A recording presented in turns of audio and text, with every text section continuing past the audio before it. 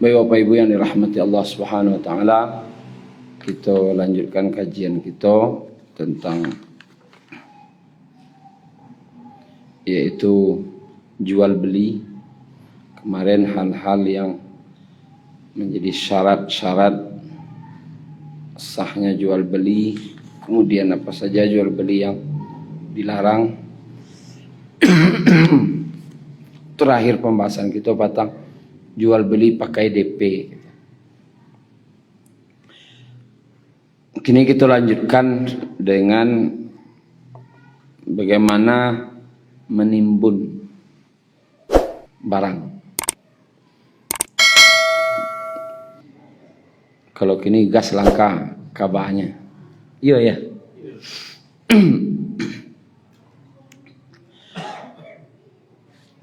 Menimbun.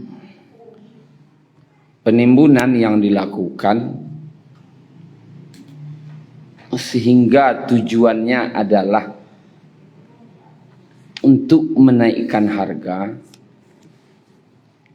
yang intinya yang dikatakan penimbunan itu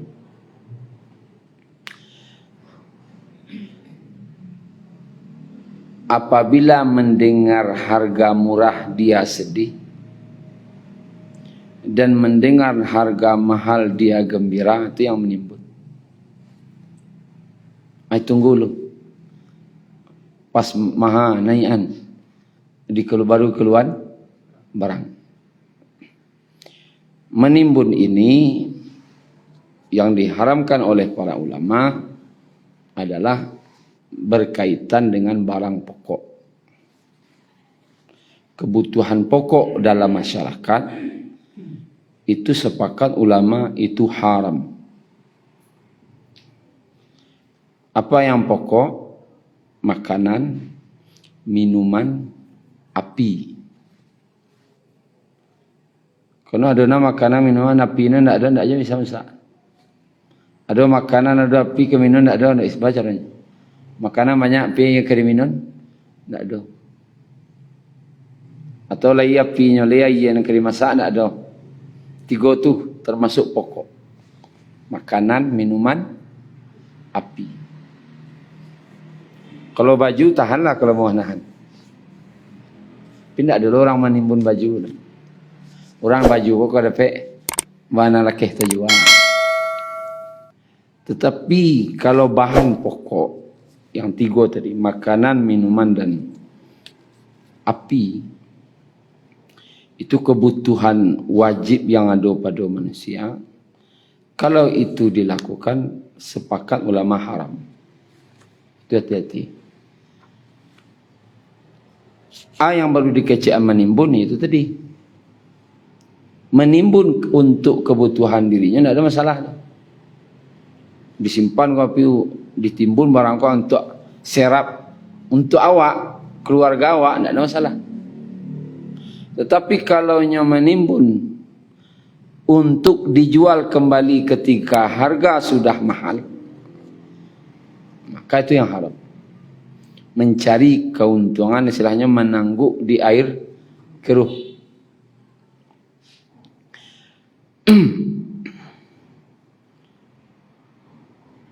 Sukan dalam hadis yang diriwayatkan oleh Ibnu Majah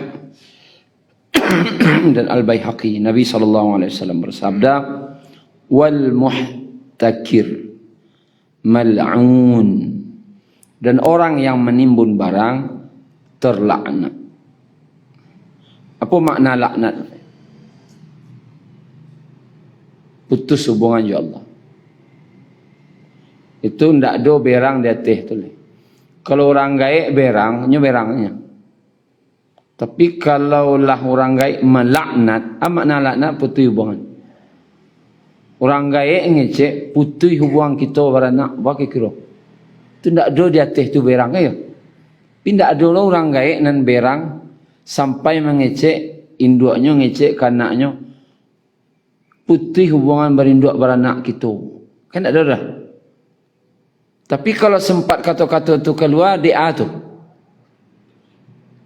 Yunda ada berang di atas tu lain dah. Apa-apa sepamangih apa-apa dong ngecek mana tu putih kita beranak. Kan ada. Orang yang menimbun harta tu terlaknat, nya putus hubungan dengan Allah. Hati-hati.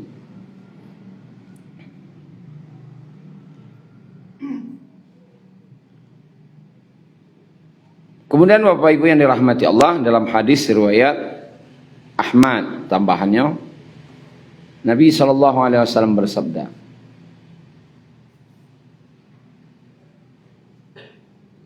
"Man dakhala fi syai'in min as'aril muslimin liyughliyahu 'alaihim fa inna haqqan 'ala Allah tabaraka wa ta'ala ay yuqidahu bi'azmi minan nar yaumal qiyamah." Barang siapa dari orang-orang yang barang mereka dicampur kepada kaum muslimin dimasukkan, lalu membuatnya menjadi mahal, nyutimbun, tapi tujuannya untuk agar di kaluan pasnya maha, kaluannya pas maha tu. Pas murah tak keluar lah, pas mahal tu. Maka Allah Subhanahu wa taala berhak untuk mendudukkannya di tengah-tengah neraka pada hari kiamat. Kata ulama, makna di tengah-tengah itu menunjukkan azab yang paling nyado di tepi. Kalau di tepi kau baru atau rege apa sana? Dangka baru iya. Dangke. Kemudian agak ke tengah teh. Di tengah-tengah kau berarti nampak yang dalam no. Orang yang menimbun barang kau di akhirat azabnya letaknya di tengah-tengah, kan di tepi nerakonya dah. Di tengah-tengah neraka tu. Menunjukkan azab yang paling karih nah untuknya. Kalau memang ada sengaja orang menimbun barang tu, apalagi kini yang gas misalnya. Ala antri orang panjang-panjang ni. Kau nyanyo namanya tu. Kalau memang ternyata memang ada oknum yang sengaja sehingga barang kau dijual jadi mahal, mambiak keuntungan nang gadang, ya naik harganya 30. Ada menjual sampai 35 kai. Ya? Yang menimbun barang tadi sengaja untuk mana rago tadi, itahannya biar nak tambah naik rago kok, azabnya di tengah-tengah neraka. Bukan di tepi neraka, di tengah-tengah nolai. Berarti pitih yang dimakan tu pitih haram. Hati-hati, jangan bawa pitih itu pulang. Pitih haram tu. Ya. Awak yang punya gas, jual salah jual harga normal. Di ruang rasa balik mahal lo dah aja satu lo. Jangan satu lo ada. Kecuali awak ambil lah mahal aja, menjual tu mahal itu biasa saja. Tapi kalau memang sengaja pokok kau memanglah murah, jual saja dengan harga standar. Kalau menjual dengan cara menimbun tadi, pitih tu haram jadinya. Di pitih yang haram kau tak pitih maliang saja. Orang yang menyangka pitih haram kau pitih maliang. Pitih dari mendapat menjual barang murah dijual sama mahalnya dek menimbun tu pitih haram. Pitih haram. Semua jo ulama yang menyatakan tentang berjual beli di hari Jumaat kan haram. Ketika orang lah azan jual beli je baru kan haram kecik ulama jual belinya. Jadi pitih keuntungan jual beli pas orang azan tu orang sedang ketubah tu pitih haram. Sampai ke situ ulama karihnya. Jadi sangko nama liang sana haram, na riba tu saya, dan itu pun haram.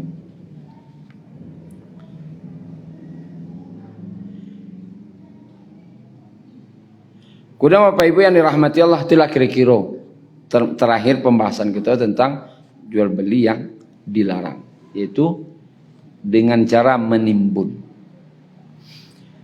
Nah, kita lanjut bab baru namanya khiyar. Khiyar itu artinya pilihan. Pilihan antara dua perkara. Kalau dalam jual beli, pilihan lanjut atau tidak. Nah, khiyar itu ada bermacam-macam. Pertama namanya khiyar majelis. Khiyar majelis dilakukan oleh penjual dan pembeli, bisa melanjutkan atau membatalkan jual beli itu selagi dalam toko sebelum meninggalkan tempat. Ya, kan ada orang buat macam itu. Barang yang telah dibawa pulang tidak bisa dikembalikan. Itu namanya khiyar majelis. Disebutkan dalam hadis riwayat Bukhari, al-bay'ani bil khiyari ma lam yatafarraqa.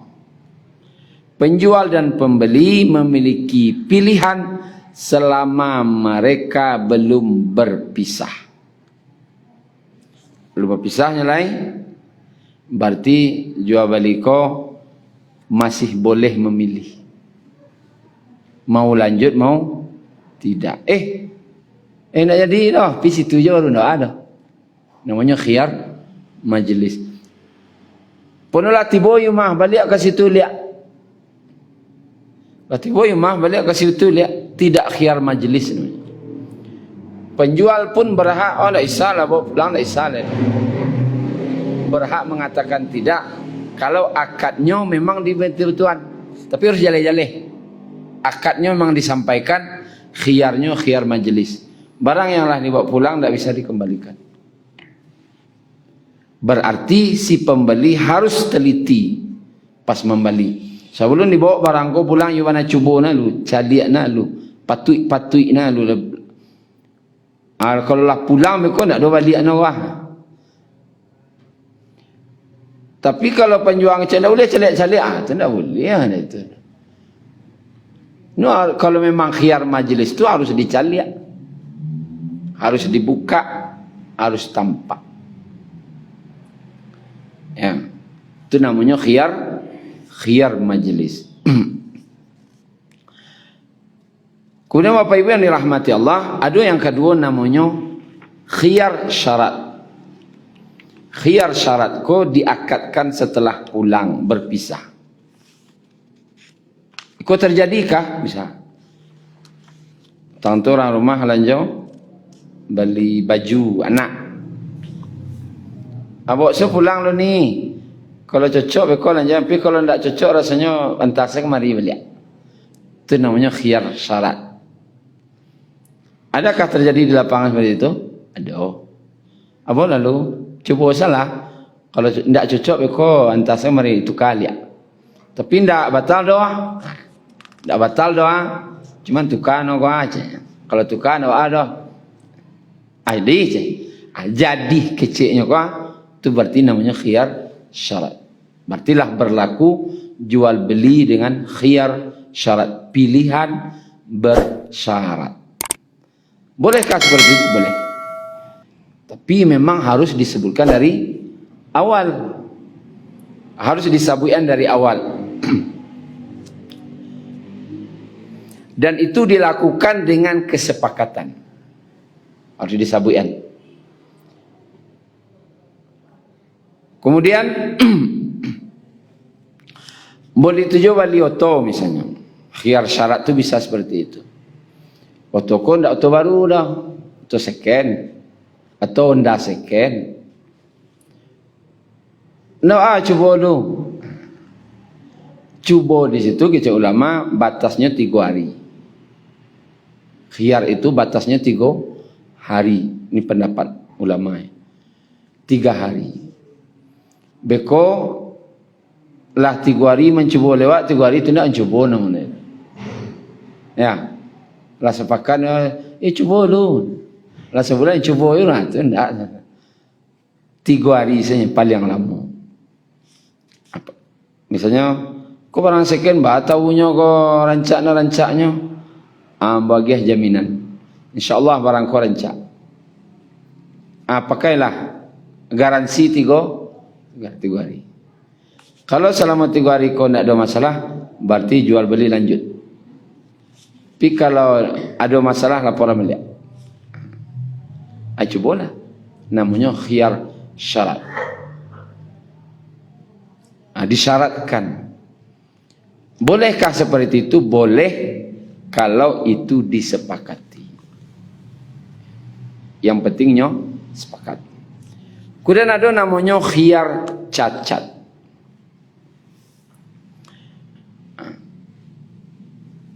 Bapak Ibu yang dirahmati Allah, khiyar cacat ko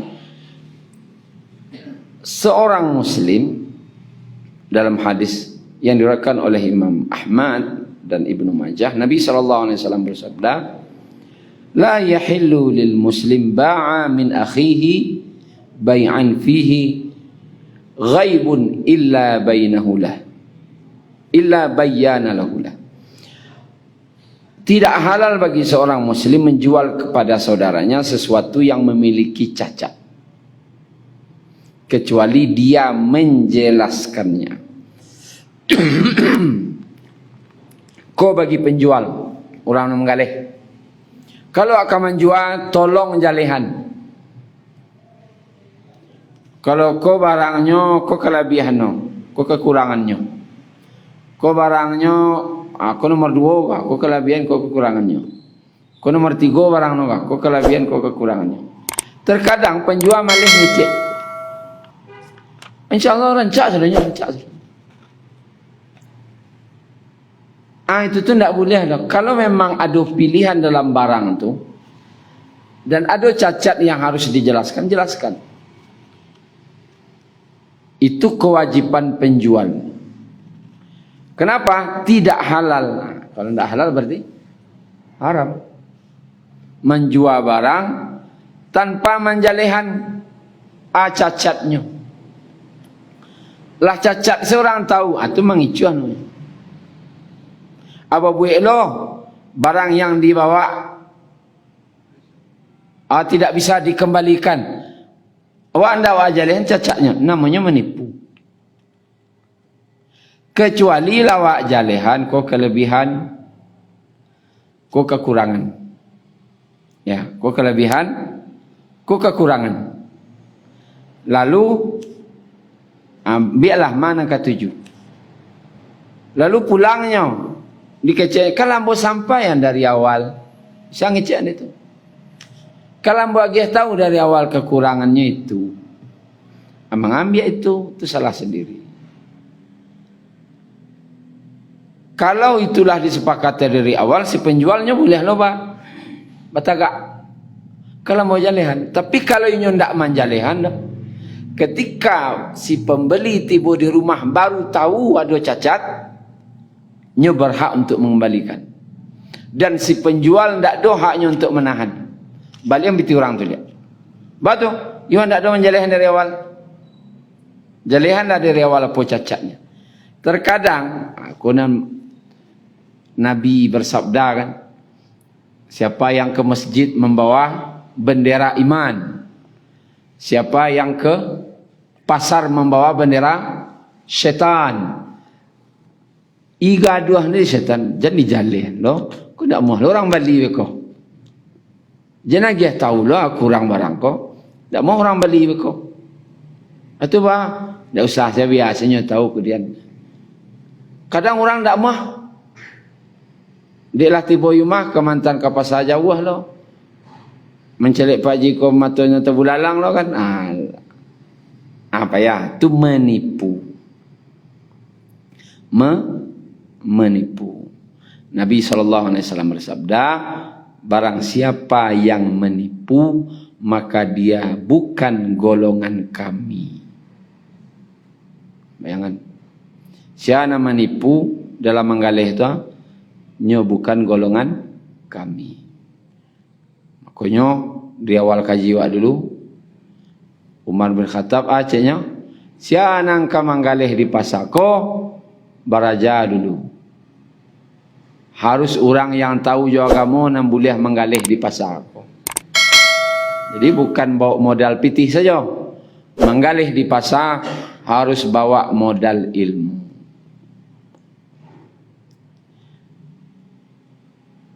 Kemudian Bapak Ibu yang dirahmati Allah, membeli, kalau di sini tertulis membeli barang tak tahu rancak tak rancak. Apa caranya? Harus ditetapkan di sini. Membeli talua saja. Tapi kalau dalam fikih ya, ketika membeli telur, ternyata telur itu busuk, maka pembeli berhak mengembalikan balik ke penjual. Di lambuanun tadi rumah busuk taluannya. Maka si penjual harus mengembalikan pitih itu balik atau mengganti jotalua baru. Dan tak boleh lo penjual ngecek, ya mau tak tahu dah je.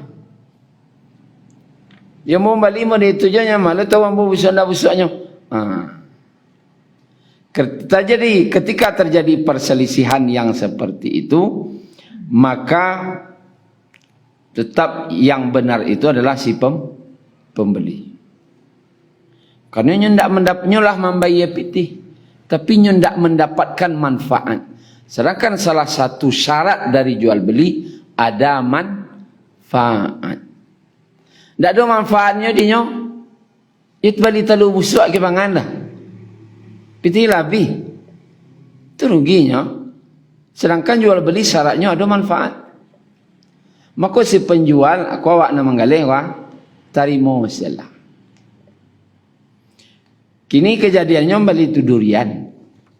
Durian kau ada di sini nan busuk. Harus tanyuan kan jual durian tu. Li rancak isino, rancak. Yo bana, iyo.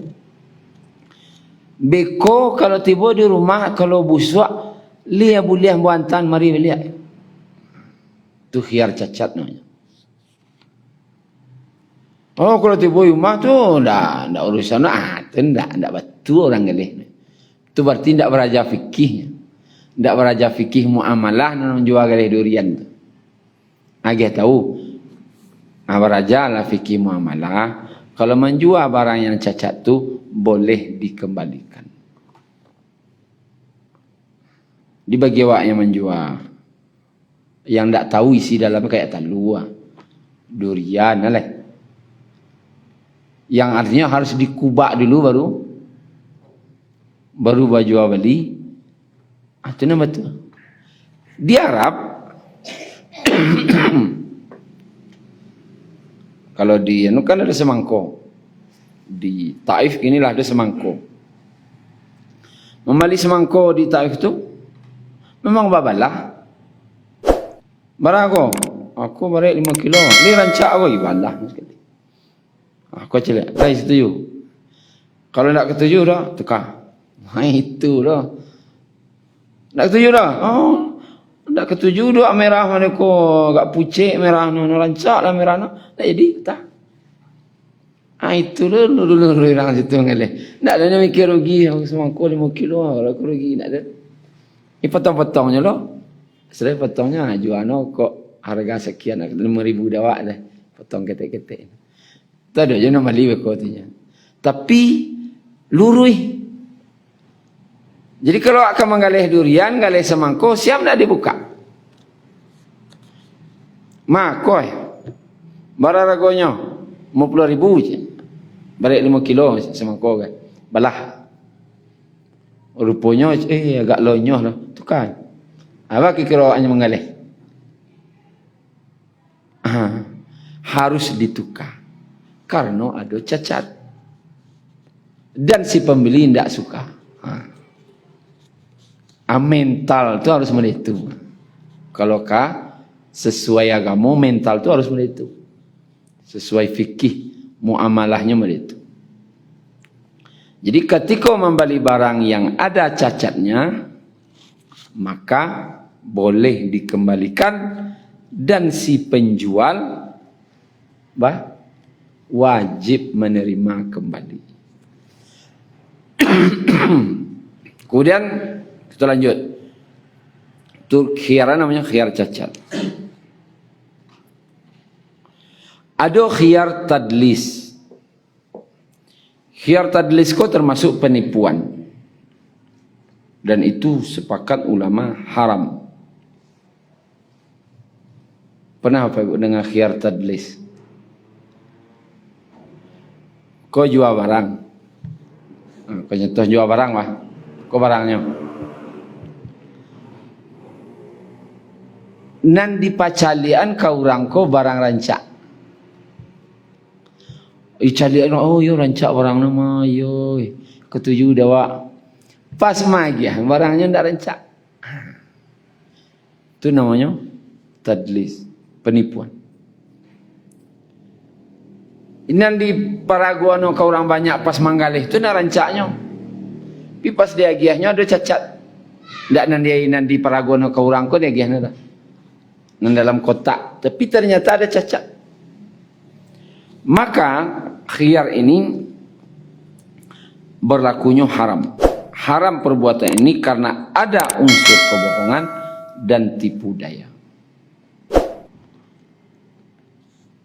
Itu biasanya agak orang dua itu. Online ya? Ada juga itu? Oh iya. Oh iya dah betul. Lihat dalam video mana no, yo rancak-rancak bahan nampak. Pas dikiriman, rasanya tak sama je nan dia cari anak petangnya. Maka itu dikembalikan. Dan si penjual wajib lo menerima. Ya. Berarti jual belinya batal. Jual belinya batal. Jadi muamalah ko jaleh-jaleh saja. Anan dijual, anan dicalian itu nan dijual. Anan dicalian itu nan dijual. Jan beda antara yang dicalian yang dijual.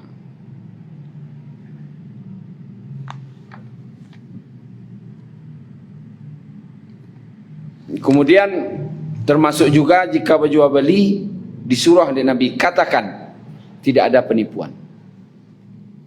Itu untuk bajaleh-jaleh katakan tidak ada la khilabah, tidak ada penipuan. Kau nak ada betul aku insya-Allah barang asli wah. Barang asli kecian. Dan ketika orang tu menggugat pihak kecian asli petang selawat celik cek rupanya ndak ada. Itu wajib terima. Kalau dilakukan dengan sengaja itu haram. Tapi kalau dilakukan dengan tidak sengaja, ndak tahu lu sama ndak tentu lu nya. Kecik orang asli oleh asli lu nya kan. Ah berarti harus berlapang dada orang nan menjual ko untuk menerima balik. Ya.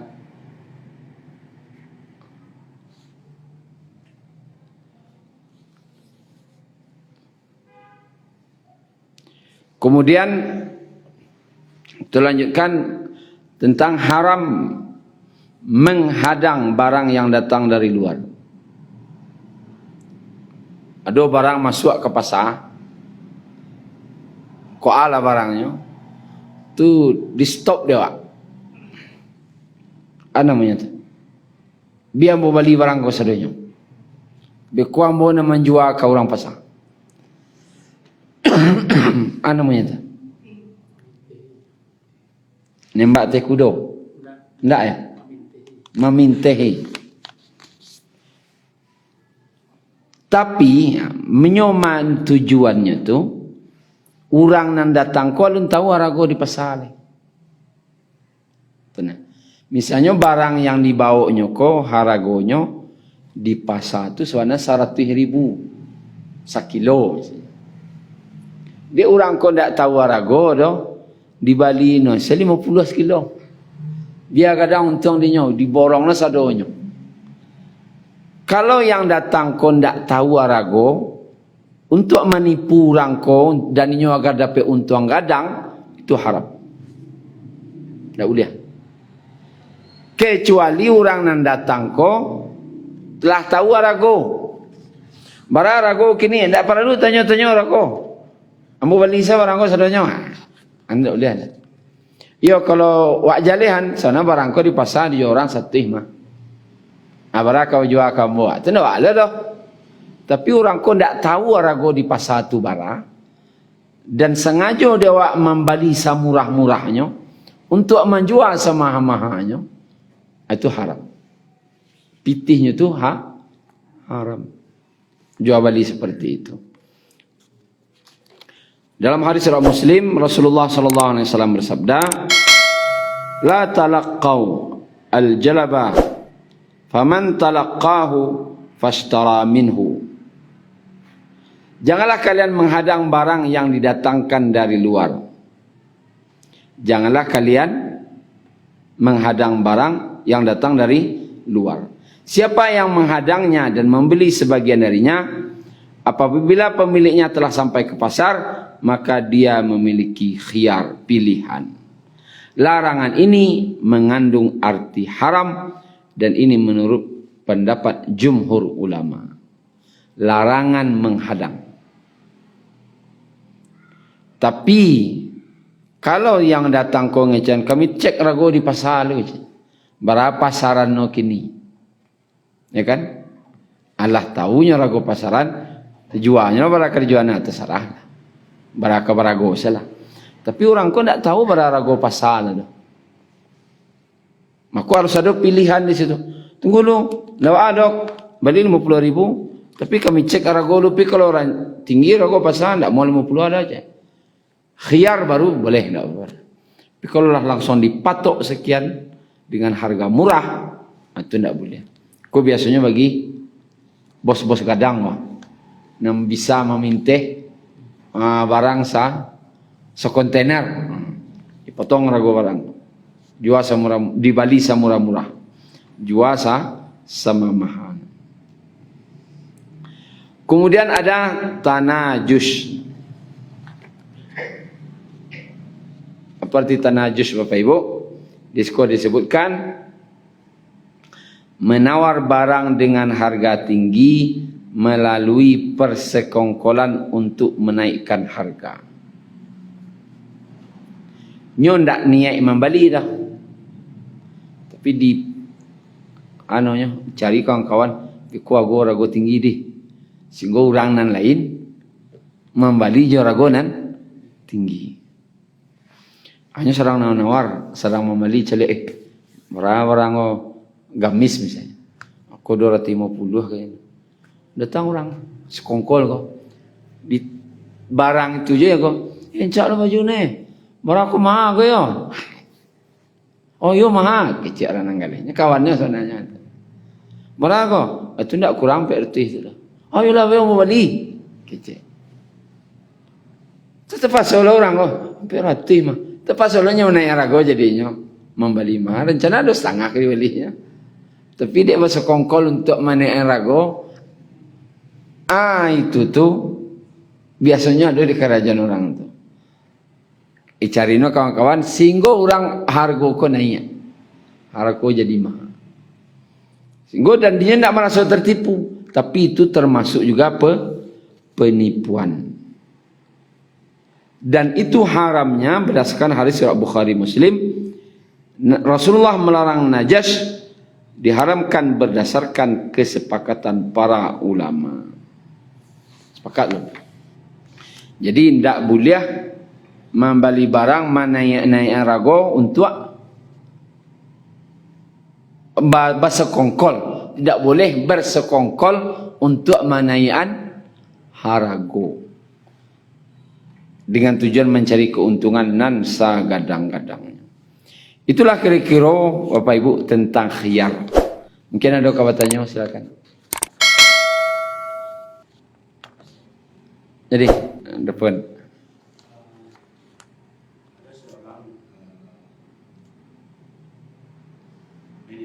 uang, kemudian membawa barang.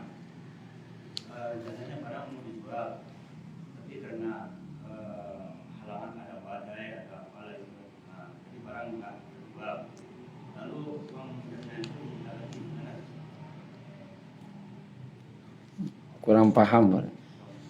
Di orang tak menggalih, kurang nyambung lah itu. Asal minang saja. Culang lihat dapat. Seorang kawan Ya. membawa barang dagangan awal, dia menitipkan uang di jaminan. Tunggu dulu, Pak. Kawan, enggak sama ambo kawan tuh. Ambo menitip barang, gitu. Ya, dan maksudnya bawa pedagang misalnya. Ya. Ada kawan tuh ingin membawa barang apa?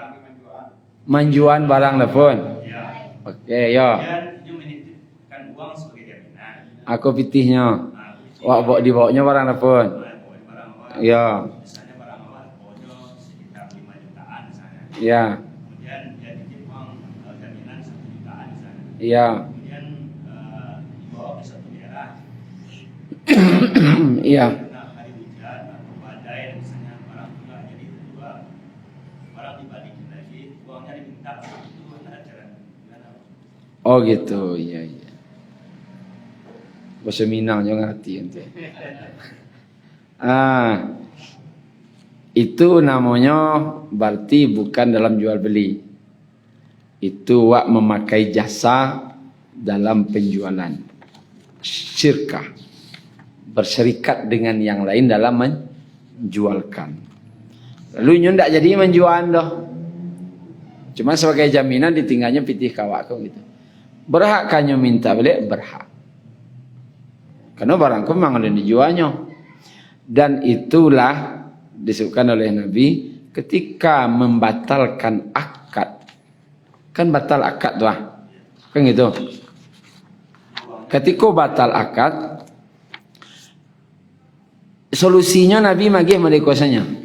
Padamnya iqalah, pembatalan akad.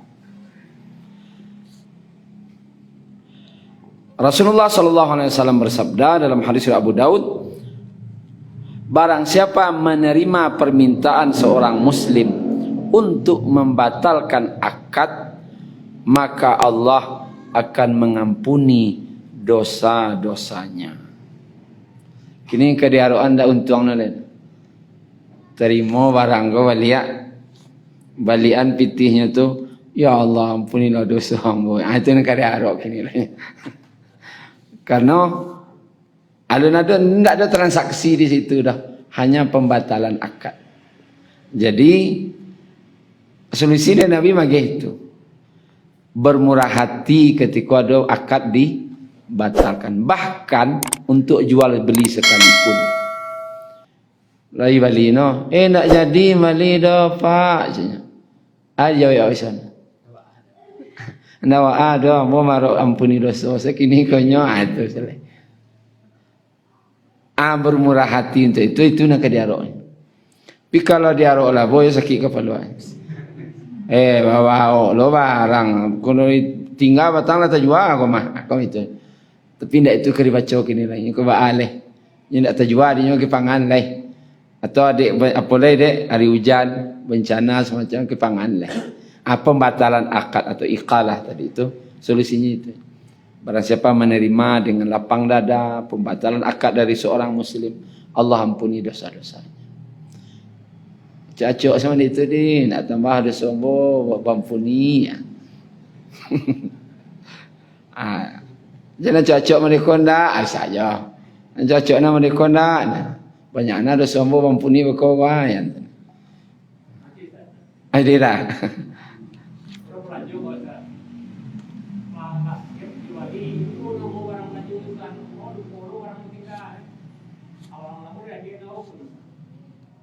Lah lama baru dia ambilnya. Oh betulnya malanjo. Piti lewe ya na. Barangnya tinggal dia je puik no leh. Kemana?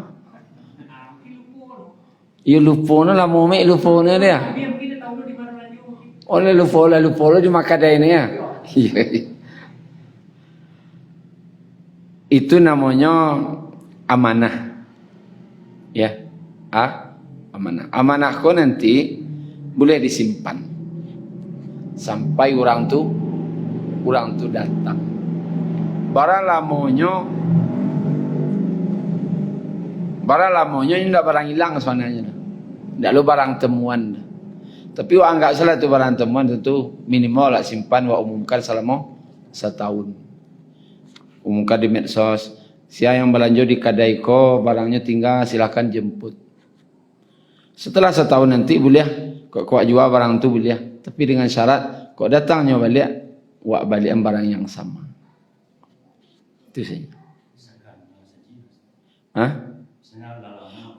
Atau lalamu bana isadakan ke masjid boleh, tapi syaratnya tetap kalau orangnya datang nanti awak tetap mengembalikan pitihnya tu. Kok pitih kok balikan, tetap pitih tu balikan. Misalnya belanja rago 2 juta atau sadonya. Tibonya deh lalu puak dah 5 tahun baru terkena ada wak kan. Barang belanja 2 juta ya, yo balik 3 juta tu. Ndak boleh lah ngecelah masyarakat batang dah boleh lah. Sedekah kau salah satu solusi saja. Tapi kau itiba orangnya tetap wajib mengganti balik.